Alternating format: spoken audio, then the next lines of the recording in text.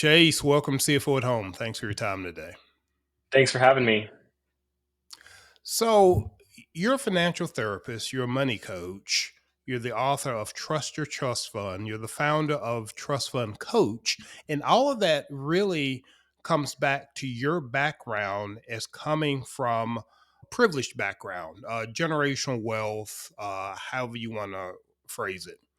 And I was really pleased to and anxious to have this conversation simply because the audience for this podcast is really coming at this whole conversation from the opposite end. They are aspiring to get to where you are, your family is. They're looking to not only build generational wealth, they want to be the first generation to build that wealth. So they want to not only establish that wealth, but they also want to, so to speak, change their family tree and be the one that leaves inheritances and things like that. And I think talking to someone who has kind of lived that is a privilege here. We'll start off. If you could tell us just a little bit about your background so we can better understand your perspective on money and how you were raised and all those good things. So Yeah, tell us about it. abs- great. Absolutely.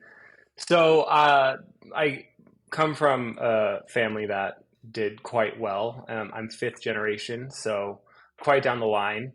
And it comes from my dad's side of the family. So I essentially watched my dad and his siblings struggle with this circumstance of having generational wealth and inherited wealth. And, they were told essentially that they would never have to work a day in their life. And that just really messed them up. I watched my dad struggle every single day. He was the coolest, most humble guy you've ever met. Everyone loved him, and but he just was struggling with these internal demons, and he never found his purpose or fulfillment, which I think was a big part of his internal lack. And so that's what the book was inspired by. It was dedicated to my dad and my uncle. They both passed away. My dad passed away in 2009 and my uncle in 2014. And, when my uncle passed away, he had left me and my siblings in his will. And that was a big wake up call for me. He had this big, beautiful new house with all the material wealth you could dream of, but he had just died of a pretty horrific overdose and was just struggling. He had too much time, too much money, too much freedom, and no purpose, no fulfillment. So I I had the blessing of having an inheritance, but nothing that would take me through my entire life. It was nothing that I was never told I would never have to work. I knew I would have to work and figure out how to build the life I want to build and live the lifestyle I want to live. And as I started to receive my inheritance, I just started to notice similar struggles and challenges that my dad went through and my uncle went through. And I was living in New York City at the time, and all my friends and acquaintances were in similar situations where they had come from affluence and money and had trust funds and all of it. And I just started to notice a common theme. It wasn't just my family, it was a lot of different people. And that kind of prompted me to start researching the psychology of inherited wealth and just doing more research. And to my surprise, there had been quite a bit of research done in the 1900s, dating back to the early 1900s, about the psychology of inheriting and what that means and what that does. And um, it inspired me to write a book and start the Trust Fund Coach and start helping inheritors find purpose, freedom, and clarity with their inherited money. So that's a little bit about my background and how I got inspired and started with this journey. Yeah, and speaking for myself, I see things in media that kind of portray, the downsides of wealth. I just finished watching a series on Apple Television, a John Hamm show that was excellent, by the way, all about upper class people, $500,000 watch type people, their struggles. And the whole premise of the series is these people have incredibly messed up lives, even though they have all of this material wealth. So we see that, at least I've seen it in media, but for the average person, it's a little hard for us to wrap our minds around. It's counterintuitive. Just given what you've seen your family experience and struggle with, struggles that you've had, and the research that you've done, tell us a little bit about your thinking based on all of that experience in terms of where this unhappiness and unfulfillment comes from. Yeah, absolutely. I think a big part of this topic and conversation is the generation thing and where you're at in the generational wealth or if you're building it. For a first generation person building wealth and creating an inheritance, they have, whatever it was in their life that drove them to have drive and motivation to build something better. They were able to grasp some sort of purpose or fulfillment that leads them to creating something better for themselves, creating something bigger than themselves.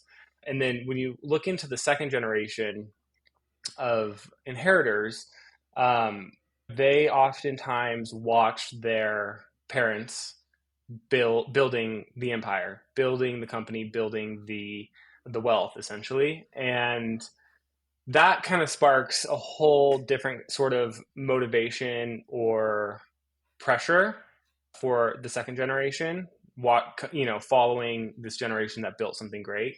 I work with a lot of people. A lot of the second generation inheritors I work with are dealing with family expectations and even societal expectations, but mostly these family expectations where the parents are wanting them to take over the family business or work in the family business, keep it on, keep building it. And then when you're talking third, fourth, fifth generation, I see that's where a lot of the kind of like no purpose and no fulfillment comes in. They didn't watch anything be built. They kind of were just handed this money, right? And there's not so much of there's not so much when the bills are paid, there's no motivation to go out there and pay the bills. And when you didn't watch your parents grinding away and building this empire, you might show up a little bit more entitled or, you know, privileged, I guess.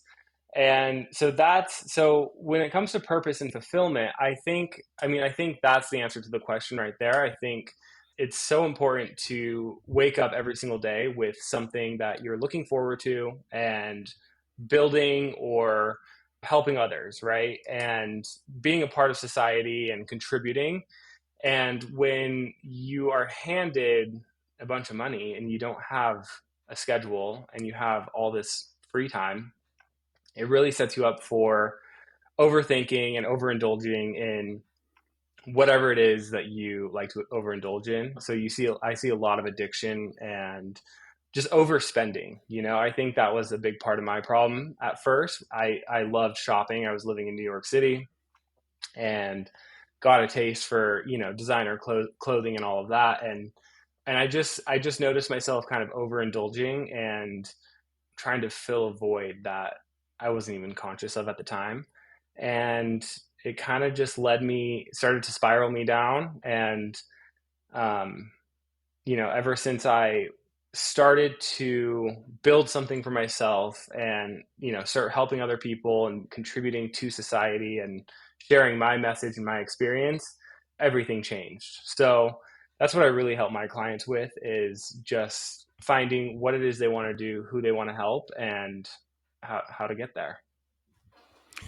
It's interesting when you were describing some of the things that I guess maybe you personally were suffering from and just generational wealth in general, the overspending, the overindulgence, that type of thing. By itself, it's not that much different than what many people who don't have money struggle with. Hmm. So it's almost like there are these certain things that are part of maybe the human condition that are just there, and if they're not addressed, the money just amplifies it. I mean, you hear people say that if you're I try to watch the language on my own podcast, but it's been a long day. If you're an a-hole without money and you get money, you just become a bigger a-hole. Yep. Yeah, yeah. So it's interesting to look at it from that perspective. Um, so in your personal journey, it certainly seems like that there was a realization and a turning point for you. Is there a particular moment that you can put your finger on that was kind of your epiphany? Yeah, for sure. It was, again, I was living in New York City and just surrounded by wealth and and these young kids with a lot of wealth and hardly any responsibility. And I just started to get exhausted from the lunches at 12 p.m. on a Tuesday and then shopping around.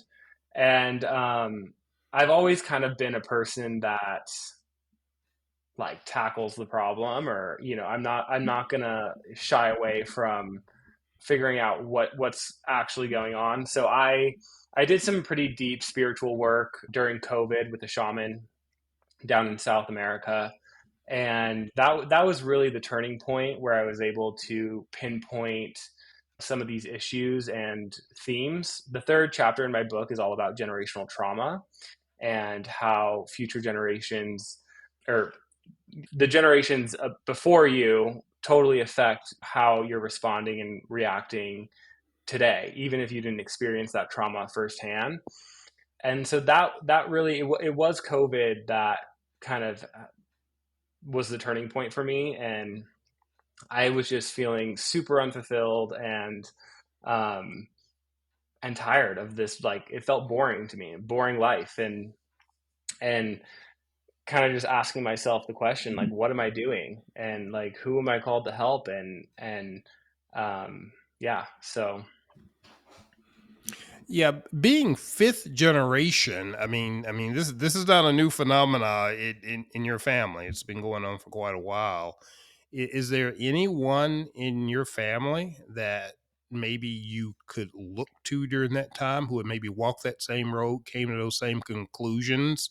Maybe a uncle or something that had kind of diverged from that path that maybe you could talk to and maybe get some encouragement and direction from? not necessarily aunts and uncles. My dad did have six siblings, so there's quite a bit of them, four of them still alive. I There was none of them that I could really talk to, and I did talk to. I think another big part of what I do in my work and talk about is how money can influence or change relationships and family dynamics, which has very much been the case in my family. And but who I did have in my family was my siblings. I have three siblings who are all in the same position as me, and two older sisters that are quite a bit older. So I had them to really lean on and talk to about this and relate to. They were the first person I had this conversation with, and the first people to say, you know what, that is some. This is something. This is interesting.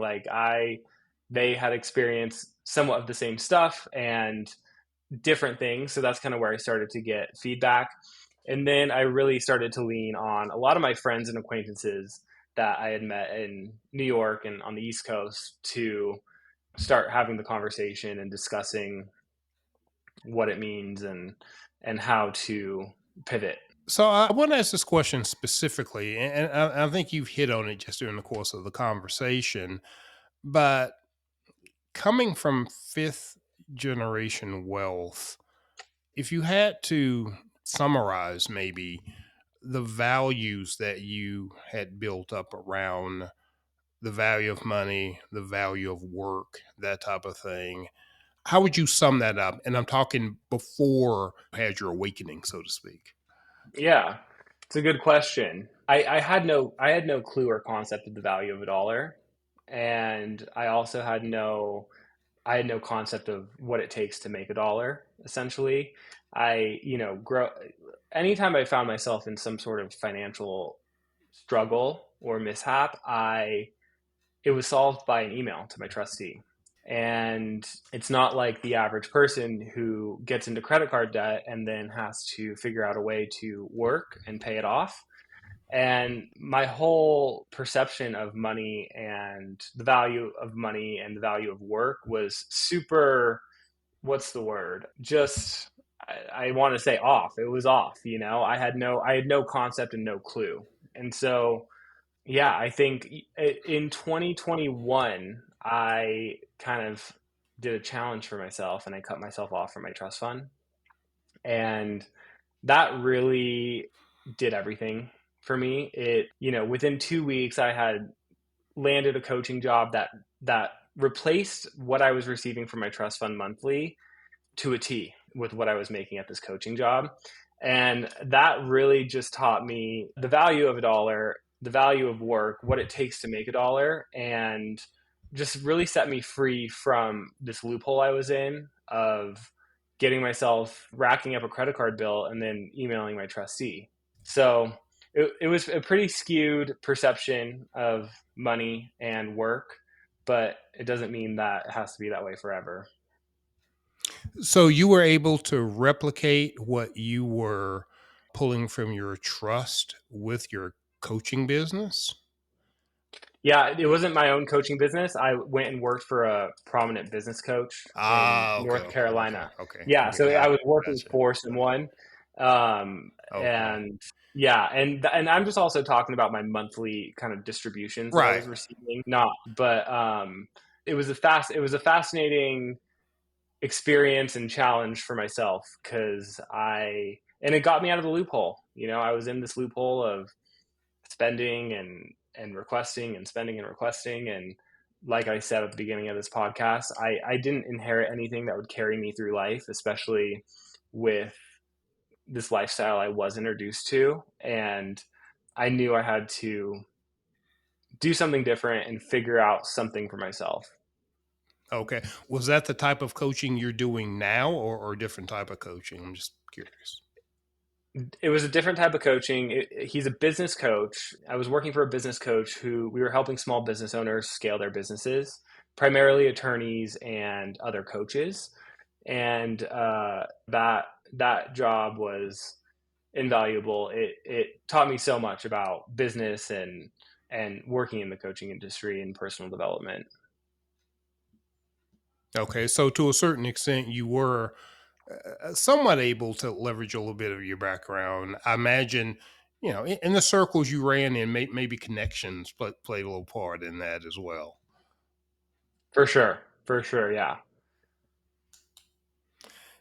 Did you Yeah. have friends or associates? You were saying earlier you do have some concept of what the average person struggles with in terms of credit card debt and that type of thing. Did you have friends that didn't have the means that you had that you socialize with? For sure. Yeah, and something I think that I didn't mention about my story that is pretty interesting and I write about in my book. It's a section called Sides of the Coin because like I said, the money and the generational wealth comes from my dad's side of the family. And after my dad passed away, I was only 11 years old.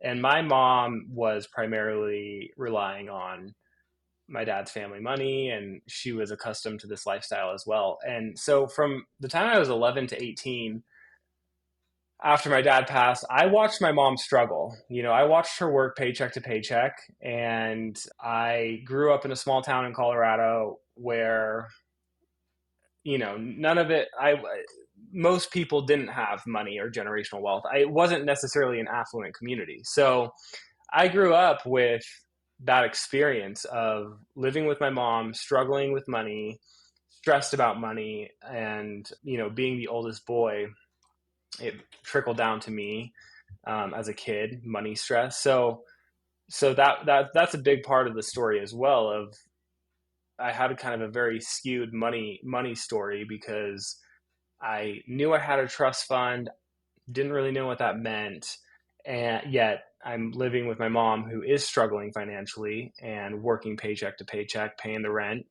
And yeah, and most of my friends didn't from childhood didn't have money or come from generational wealth. So I very much got to, you know, see the reality of what most of the world is living in. So you had a trust that you didn't have access to until you turned 18 or whatever the magic number was. So it's like you literally lived one lifestyle before that and lived a different lifestyle afterwards. That must have been disorienting to say the least. For sure. It was a little disorienting, and there's an actual psychological term for it, and they call it sudden wealth syndrome. And you see it a lot with athletes or people in the entertainment business who grew up poor or, not maybe middle class or not so much money, and they sign these big bonuses and, 5, 10, $15 million or whatever it is for these athletes, and all of a sudden they feel like they have all this money, but it goes quick. And so it can be a total psychological mind F if you aren't conscious of it and, talking it through with someone.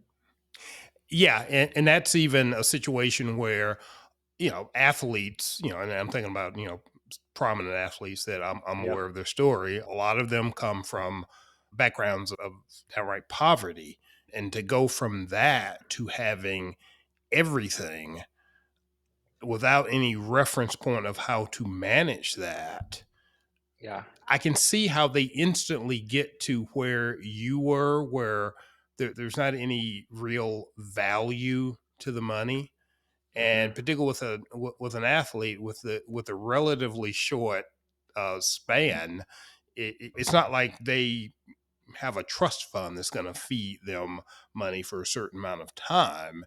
The NFL stands for not for long, as they say. So Yep. they start living that lifestyle as though that stream of income is going to be infinite, and all of a Yep. sudden it's not. Yeah, I can see a lot of parallels between their situations and situation like a person like you, at least for a short period of time, depending on how they manage it. Yeah. I'd love to get into a bit, maybe some of the lessons that you've learned that would be applicable again to the average listener of this podcast, which is not someone who comes from generational wealth but is at least trying to build wealth and build legacy and all of those good things. Before we get into this, I mean, there's wealth and then there's wealth. And I'm not going to ask you to quantify the wealth that you come from, but I will ask kind of a more broad question based on where you stand today. How do you define wealth? I It's a great question, and something that makes me think, how do I define wealth? I define wealth as a tool that can definitely make life easier but doesn't take problems away. And we often hear the term more money, more problems. And I think that does ring true in some situations, but in other situations, money can completely be the savior and help you as a tool if you're using it right. So that's the main way I look at wealth is as a tool, and going back to the work I do and what I'm doing. A question I asked myself was, if every inheritor could use their wealth for the good and to help whoever they're called to help, it would change the world. But many times inheritors aren't using it as a tool, more as something to buy them designer clothes or trips to Europe. Yeah. We hear a lot about the secrets of the wealthy. It's one of my pet peeves to go on social media and see things sold as the secrets of the wealthy that I'm really doubting are secrets of the wealthy, because if the person on social media knew the secrets of the wealthy, what would they be doing on social media selling a book for 19.95? There, Yep. there's an amount of logic that goes here. You have lived both sides of the equation. You haven't been just completely disconnected from people who have money struggles. So you can kind of see both sides of the coin. Are there any observations that you've made that are around maybe misconceptions that people who are trying to build wealth, or people who don't have wealth, misconceptions that they have about people who are wealthy, or maybe how those people got to be wealthy, their attitudes, just any maybe misconceptions that might be a obstacle for that person who aspires to better their situation financially. Yeah, absolutely. There's so many misconceptions and assumptions when it comes to wealth and especially inheritors. I think the main one is money solves all your problems, because that's completely false. And at the end of the day, we're all having a human experience, and we're all going to have good days and we're all going to have bad days. Yes, money can make certain circumstances easier to handle and maybe give you more resources to dive into more of personal work and personal development and that kind of thing. But I would say that's the first kind of main misconception that I've seen is you have money, you don't have problems. And early in my life, I always kind of dealt with mental health issues and just having to be aware of it. And I think that a lot of people, even in my own family, dismiss my mental health because they thought that I was crazy. The term "you're so lucky" is drives me crazy, because I would hear that constantly, like you're so lucky," which would then make me question my gratitude and like, what am I doing wrong, and what am I missing?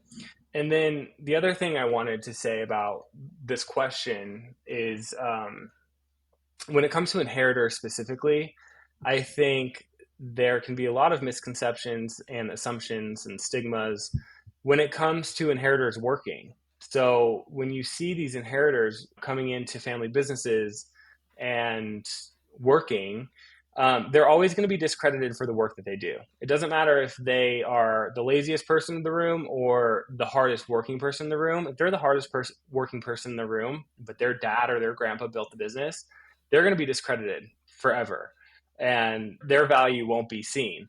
Yeah, I would say those are kind of the main assumptions and observations I've made and seen throughout working in this field and working with this clientele. Yeah, and you mentioned mindset at least a couple of times during our conversation. Another common thing that I see and I read is, well, the difference between the wealthy and the non-wealthy is their mindset. They have a different mindset. Maybe they have an abundance mindset. Maybe there's, which may or may not be true. It kind of, to me, implies that maybe I don't know. I feel like sometimes that kind of points the finger at people, because there are a lot of variables in the equation as Mhm. to why a person can be financially struggling. But putting that aside for a minute, have you observed any real differences that you could put your finger on and you could say, oh, I see this mindset with the wealthy? I don't necessarily see this with my friends that are struggling. And I guess I'm particularly talking about not so much the cautionary tales that you share with us about wealth, but really Mhm. more any quote unquote successful, well adjusted models that you may have seen.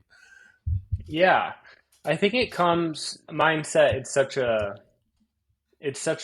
what does that even mean? And the mindset of the wealthy and the differences. But Right. I do see people operating out of a different place. So, I think that I've seen people who have built wealth and are building it and making money. They're definitely not operating out of a place of scarcity. And whereas I think a lot of people do operate out of a place of scarcity just because of their own experience and what, the facts of their life and what they've been through.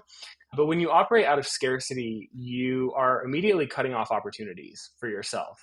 And I truly do believe that there's opportunities for everybody out there. And most people just aren't even open to it and don't even believe it for themselves. But when you're operating out of a place of scarcity, it's closing that door to all these opportunities. And when you're operating out of a place of abundance or kind of more freedom, allows the universe or whatever you want to call it to show you, put the opportunity right in front of you, but then to like take the opportunity and do it without fear or scarcity. So, in your experience, there is a lot of inequality in this society. No doubt about that. From your perspective, when you look at people who didn't inherit wealth, who don't build wealth, is your mindset more of a they can do this if they just maybe change that attitude, change that perspective, have a more healthy approach to it? Or from where you sit, even though you hate being called lucky, do you look and go, wow, man, I don't like it when people call me lucky, but maybe I am lucky because with everything those guys have going against them, good luck. What's your thought about that in terms of the ability in this society today for a person to better themselves financially and maybe have that great American dream story of going from nothing to building wealth? It's a great question. I think it's a little bit of both for me because I can definitely see that I am lucky and I have these opportunities that most people don't have from the start. But I also do believe that people are, now today more than ever, people can make money and hop on social media and figure out how to make a name for themselves or share whatever it is they need to share. But it's definitely not just kind of the shift of that belief or mindset that's going to take them all the way. It's going to take dedication and consistency and work to get there. But so I mean, to answer your question, it definitely is. I can see both. I relate to both of those things, of relating to the fact that I am lucky, but you know, I do think that every dream or every any person's dream is starts with the belief and starts with, you have to have the belief in yourself to make it happen. So, yeah, that's an interesting question. Yeah, yeah. So it sounds like you think, of course, it's not easy, but by the same token, you're not convinced that it's not possible at all. And I read things and I hear things from both perspectives, and I do read and hear a fair amount of things that talk about everything that is stacked against a person these days from building wealth. And I'm using wealth in the broadest sense. I'm not using wealth in the mansion, monopoly money guy with a monocle way. I'm talking about just building yourself a nice suburban life with some security and a retirement that allows you to retire with dignity and just able to live your life to a certain extent. There are people out there who think that's not possible for a certain class of people. Mm. It doesn't seem as though you're as convinced of that as maybe some people are. No, I don't think I am. I think that like I said, I think that you have to have the belief in yourself and your ability to do it first. So if somebody doesn't have the belief, or if somebody has that mindset of, it's not possible for me, or, I have this and this holding me back, um, I don't think that they will create it or make it happen for themselves. But but that also isn't dismissing or discrediting the fact that there is major inequality happening and there's challenges in front of everybody, and I think that's something to look at too. It's like the people who have built something great and have built wealth, they didn't do it, completely challenge free. They just kept going. They kept overcoming challenges and kept going. So to start out with that kind of mindset and that belief is, I do think it'll be hard to make it happen. Yeah, in your experience, those people who build wealth, Another thing that you hear, and I'm just kind of, attacking those common things that I've heard, at least teeing them up for conversation, is this whole thing about doing what you love. Do what you love, and the money will Mhm. follow. So I'm curious, in your experience with the wealthy, to what extent do you see that wealth is being built just out of becoming really good at what you do and you're doing it for love and it just kind of blossoms versus kind of cold calculating, I need to make some money and I'm going to do anything I whatever I have to Mhm. do it. The When you hear this whole thing about, oh, do what you love and the money will follow, do you kind of nod your head in agreement, or do you just kind of laugh under your breath, or maybe somewhere in the middle? I think somewhere in the middle, I think, and it also comes down to what kind of level of wealth we're talking about. I don't think that, these ultra billionaires are necessarily like have built billions and billions of dollars by just doing what they love. There's definitely some calculations going on and Right. some strategic business decisions happening. Um, I'm lucky enough to be in the position, and this is what I help my clients with as well. Like, we're in this position that we are able to do something we love, like figure out what it is we love and how to like turn it into something that's going to be either profitable or just helpful to society or other people. So it is a little bit of both. I don't think that I think every day, if you can wake up and you're excited for the day and you're doing something you love to do, I definitely think that helps you kind of on a frequency level and energetic level of being aligned with what it is you want to be doing and what it is you are doing. But I don't think that solely is what's going to build you massive amounts of wealth. So yeah, and I'm glad you brought that up. There's a difference. And like I said, wealth is a broad term. It's one thing if you're trying to build the wealth of, the doctor who lives down the road, and it's a different type of thing if you're trying to become Jeff Bezos. So Yeah.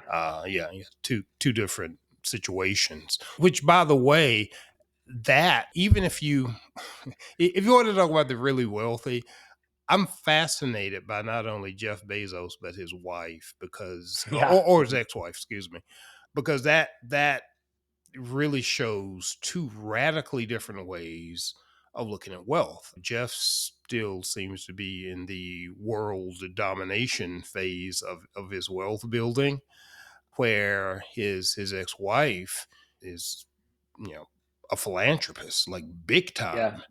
Yeah. uh I often wonder if the mindset of the person who point blank made the wealth versus the mindset of the person who kind of didn't exactly earn the wealth. Hmm. Maybe if that's some of the difference in mindset. But that being said, I've been super impressed with what his ex-wife has done in terms Hmm. of being philanthropic with the money that she has. The whole thing about philanthropy and generosity, again, you've seen people in a lot of different walks of life. Is there a difference in mindset? I could see that going either way. I mean, there's kind of the, biblical way of looking at it, where it seems like the poor are more generous than the rich, and vice Hmm. versa. Have you seen any correlation between those two things, that or not? Yeah, I think so. I think you bring up an interesting point with looking at Jeff and his ex-wife and the difference in kind of mindset from building it versus not necessarily building it but receiving it. And kind of the first thing that comes to mind with that is, and something I work a lot on with my clients and myself, and what my dad struggled with a lot specifically, is this guilt and this shame around it.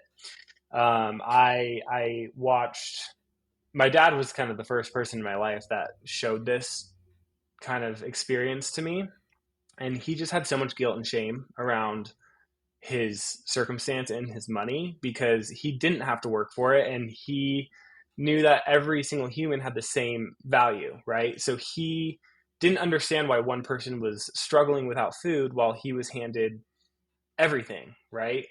And so I think that it goes hand in hand with that question. And I think maybe some more ego can show up when you have built it and if you built it, you can spend it essentially. And maybe that's what's happening there, where his ex-wife is maybe feels a little bit more of the guilt and the shame and feeling the need to do more of the philanthropy stuff. Yeah, and there's always this small part of me that wonders if that's just not her way of sticking it to him. See what I'm doing with your money? I'm giving it away. But Yep, who knows? totally. You see that with Bill and Melinda Gates as well. Yeah, yeah, it's definitely a pattern, and maybe it's a twofer. Hopefully they're doing it out of the right motivation of their heart, and if they're getting a little, if it's twisting the knife a little bit and they enjoy it, hey, bonus for them, good for them. Yep. So, Yep. Chase, really enjoyed our conversation this evening. I guess really to put a bow on it, I'd just like to ask you, with all that's been said during this conversation, if we have a listener who is living in a totally different world than the world we've spent most of our time talking about here, they they're struggling financially, maybe they don't feel as though they have control of their money, but yet they have these aspirations, but maybe they look at people who are wealthy and think, hey, those people are just more intelligent than me, or they're better at math, or they're better at something. And I can't get there because I don't have what those people have. Mm. In your experience, in those circles, do you find those people as being smarter, or I mean, because I'll tell you, I'm putting a dot on a 30+ year corporate career. One of the first things, and that's a totally different background I grew up in, and I thought there was something magical that went on with the corporation. It took me about 2 weeks to figure out these people are not any more bright than the people I've spent most of my time around. There are very Yep. few people. I don't care if you're a VP or what. And not a lot of people splitting atoms in your average corporate environment. So that was kind of an awakening to me that I don't know what separates these people from the people I grew up around, but it ain't intelligence by Yep. itself. Is that something that you have observed? Is it intelligence? Is it being great at math? Is it being a great strategist? Is it something that is intellectual, or is there some other trait that maybe you've observed? Yeah, that's a great question. It's definitely I had the same experience as you. It's not intelligence. The more successful people I've been around and the more people with the more money I've been around, it's not about, their IQ score or being better at math. I think that it's a couple things. A couple things come to mind. I think the first thing, if somebody's struggling with money and they feel out of control and they're looking at someone and thinking, comparing themselves, I guess. I would say that's the first thing to stop doing is comparing yourself. And I don't think it's a bad thing to look at people as inspiration, or if there's a certain business model or model that you want to do, like certainly look at somebody who's done it before and, look at it from that standpoint, but don't compare yourself. And because I think that's kind of the root of all evil is comparing ourselves. And then the second thing that comes to mind is what I've seen out of observation is really just like network and like the people you're around, because I do see that a lot where um, a lot of these successful people, a lot of the times it is right time at the right place, right place, right time. And I think a big thing for people who have created something from the ground up and they're creating wealth and creating a business or whatever it is, I think that I've seen they don't have this fear of being disliked or fear of criticism from others. I think a lot of people are afraid of what others think and what others are going to say. And I think it comes down to just not caring and doing what you know you need to do. Absolutely. And I love that because what you just described is attainable by anybody. I mean, even if it's not maybe totally in line with your base personality. There's your personality, and then there are things that you learn to do, and those can be two different things. So even if you're an Mhm. introvert and maybe a little bit of a people pleaser, it's not like you can't learn the skills that you just talked about there. So that's great. Before I let you go, I do want to talk about the resources that you have. You are the founder of Trust Fund Coach, and you've referenced that business a few times during our conversation. That is available. We'll put the link in the show notes. That may not be we may not be talking to the target audience for that, but we want to make it available in case we are, or maybe one of our listeners knows a person in that situation. But I also want to talk about your book, Trust Your Trust Fund. I think that may have application even if you're not in a trust fund situation. It may be an interesting read. Tell us a little bit about that. For sure. I don't think I wrote the book for the inheritor, but I think anyone who is interested and picks it up will get value from it, even if it's just a different perspective and thinking of things in a different way. And there's a lot of research that kind of backs a lot of what I talk about and wrote about in the book. But if you're aspiring to create generational wealth and leave inheritance for one, two, three generations, doesn't matter. I would say that the book would be a valuable read and maybe make you think about setting up wealth consciously, taking a conscious approach to it. And it's always wealth and trusts and all that is always set up with good intentions, but down the line, life creeps in and the day to day. So yeah, and you can find more information on that at trustyourtrustfund.com. All right, which we will link up to the show notes. Yeah, having a podcast like this, I collect a lot of books on this subject.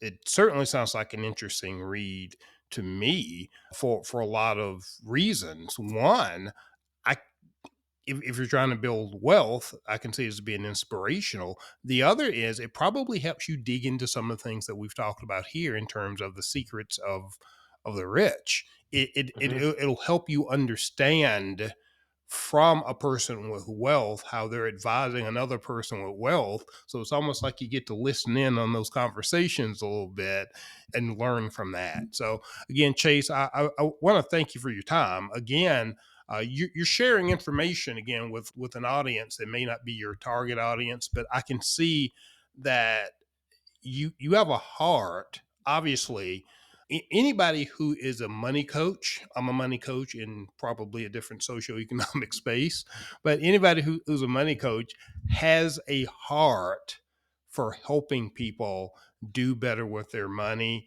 And that's the common denominator here. It's come through in our conversation. Thank you for being so generous with your time. Thanks for being on CFO at Home today. Thanks for having me. I've enjoyed it.